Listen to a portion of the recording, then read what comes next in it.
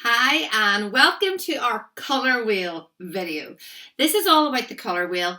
I get very excited about the color wheel. It's one of those things that I just feel is amazing to think about, because whenever I'm doing any workshops with kids or anything, and they'll often be wearing some neon top, or the colors in the school that I'll be working in will be these turquoise and bright oranges, and I always tell the kids, can you believe that they started from three main colors? So they're really like the parent colors, if you think about that generationally, and then everything you add on after that starts to get change in different hues, in warmths, and whether it's cool.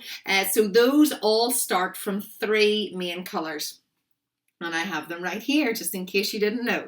So we have yellow, we have red, and we have blue. When you're buying any kind of, this is our acrylic tutorial, by the way, but you can apply it to the watercolor, to the oils, to even if you're using soft pastels or oil pastels. This goes across the board. But for the purposes of this, I'm using our acrylics. When you're buying paints, you can see that the yellow can be, these are our paints that are just from the pound shop, or the works that I've talked about in this, which is a little art store, creative store. So these are just £2. This is the Graduate Acrylics, which is another brand that I would say for you, really dollar-rowny. So this is kind of their base level one, and it's really good for you to get started with. Unfortunately, I wasn't able to get a blue, but this is a primary blue, and I just wanted to show you ever so slightly the change in that. It's good when you're buying them to get as solid a yellow as you can get and as solid a red, because like here as well, there'll be more kind of, I call it a ruby red, so it'll be more on the bluey side. This is more of an orangey color. Same with yellows, you can get that kind of stark yellow like that. Or did I lift out one? Our other yellows tend to be a more orangey yellow. However, we're starting with these colors now. It doesn't matter what you have, because in our acrylic tutorial, which I'm so excited about, we are going to paint the whole picture using just these colors. There is a bit of debate over whether black and white are in there in the primary colors, but I believe that you do need them for this whole set. You need black in order to give those sort of grey tones, that chalkiness in there. You need white because we're going to do a little flamingo as well, a flamingo, and we're going to do a mountain scene, and you need the white for that. You need a white to bring out flavour. I talk about the black and the white being like my salt and pepper. You need those to really bring flavour and depth into your paintings. So let's start with our colour wheel. I have the brushes that I had listed in your little the list that we have there. So we have two of the larger thick brushes. Again, these are not expensive brushes. I actually used this one in the watercolor video, you might remember. And then I have 3 to 4 different variations of the small round brush, mostly because in any paintings that I use, I can just never decide which one to go for. So there's always a little variation in the sizes of those. And then a larger, thicker round brush. So what we'll need to do for this one is just, all we're doing here is making our 2 colour wheels. So all we're doing here is making our 2 colour wheels. A little bit of water on your brush. And we're just going to take the yellow straight as it is.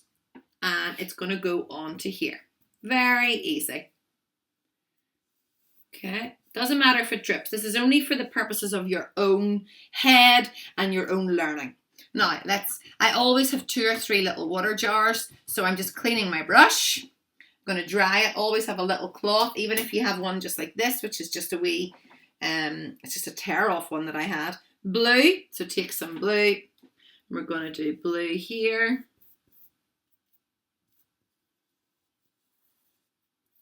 Okay, blue. Now, clean my brush again.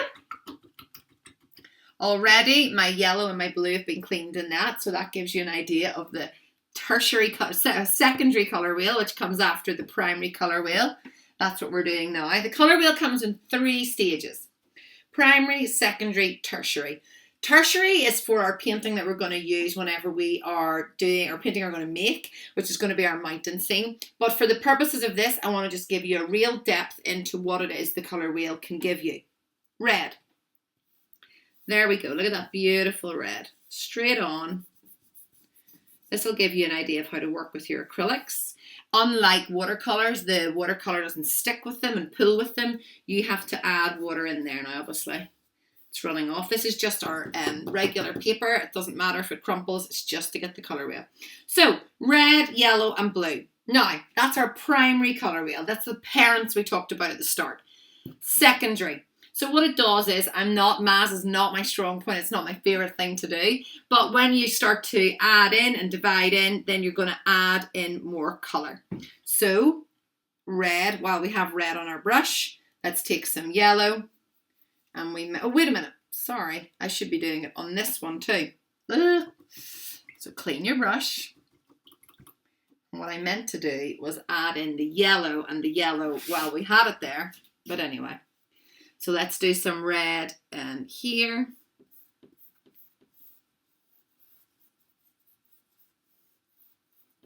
You basically just start to divide. Let's clean the brush. You're gonna do yellow here.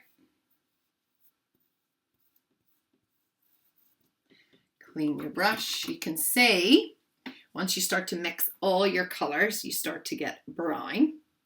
But that's me mixing them, just cleaning them. Now blue. Okay. So there we go. Now, very simple. Even if you know this, I challenge you to do it again. It is really good to get your eye involved in it, your brain engaged in how you really start to blend colour. So let's mix our blue and our yellow. A little bit of yellow, a little bit of blue. What do you get? You get green. So in the secondary, you get a nice solid green in here. When you go tertiary to the third stage, the third generation, that starts to get variations on green, and we're really going to need that whenever we're in our mountain scene. Lovely green. Now, clean your brush. We're going to do blue and purple. Little bit of blue, little bit of purple.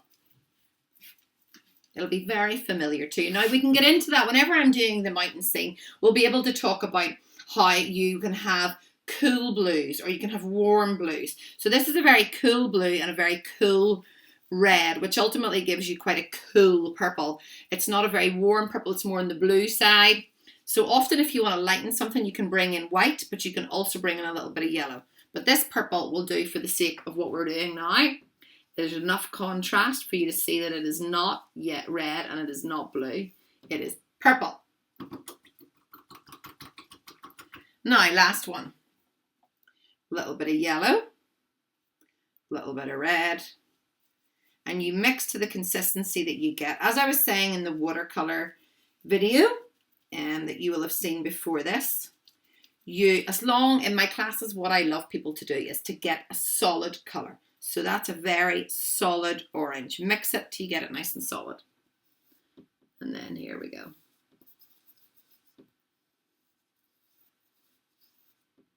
There you go. Look at that. We automatically just brought colour into our world. Now, the lovely thing is we could go on and do another tertiary one, but what I want you to do is to really get that yourself. I can bring you to water, but I can't make you drink. I want you to take these in, think about this, keep them in front of you whenever you're painting anything from now on in, even if this is the first video you watch so that you get an understanding of colour.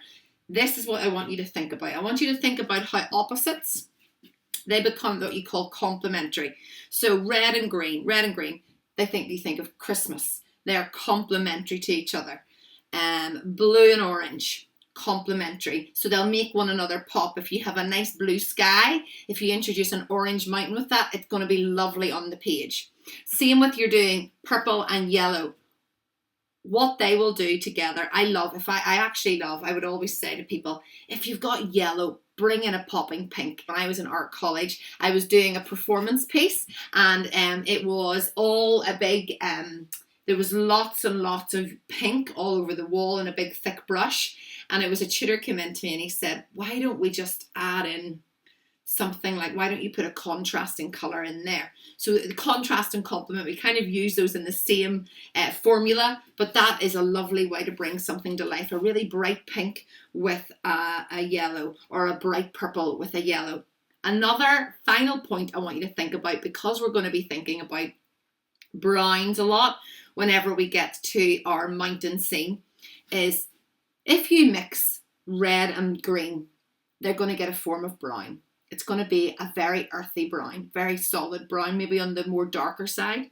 If you mix orange and blue, you're also going to get a brown, but it's going to be a warmer brown, a more kind of log brown. If you mix your purple and yellow, no, your green and your red, you're going to get a brown. All of these opposites, these complementary colours, they all form a different shade of brown. And that's really good to think about, because you will already have those colours on there. So rather than you thinking, oh, just a brown, really muggy brown, think about that. You have 3 shades of brown right in front of you, ready to go.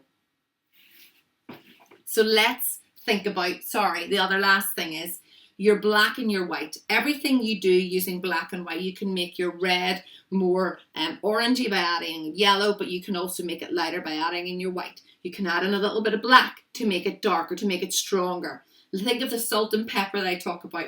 Season your painting using the black and the white. So there you have it.